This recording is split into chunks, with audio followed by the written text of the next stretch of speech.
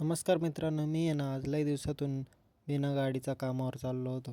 कारण आपली गाडी पंक्चर झाली होती. त्यामुळं म्हटलं आज रिक्षानेच जावं. तर शाळेतल्या पोरी पण चालल्या होत्या शाळेत. मग काय पुढे जाऊन आहे ना रस्ता क्रॉस करत होतो. गाड्या पण लय होत्या.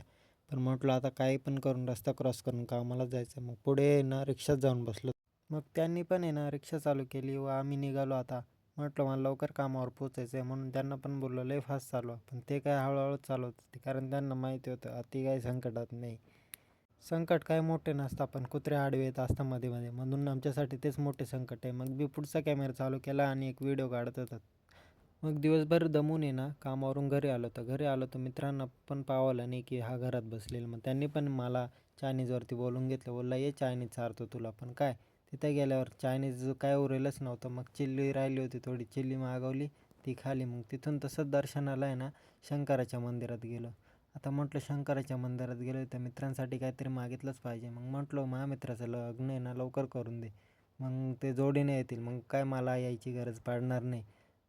त्यांना मी बोललो की मी तुमचा आहे ना ब्लॉग बनवतो. पण ते माझ्यावर हसायला लागले. ते बोलतात तू आधी बनवायचं तर ते चालू ठेवले असते तर आताला तुझी फॅन फॉलोईंग असते.